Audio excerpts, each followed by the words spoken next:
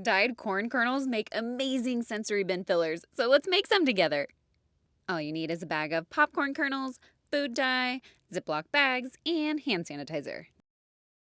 You'll start by putting the kernels in Ziplocs, then add a few drops of food coloring dye to each bag and a little squeeze of hand sanitizer as well.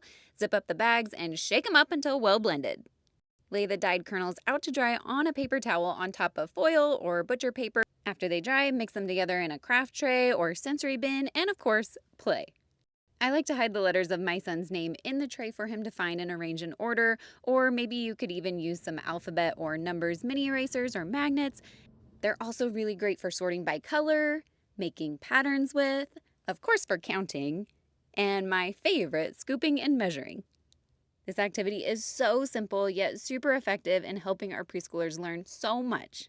For more ways you can help your preschooler learn skills needed for kindergarten and for life, be sure to download my free Preschool at Home Starter Kit.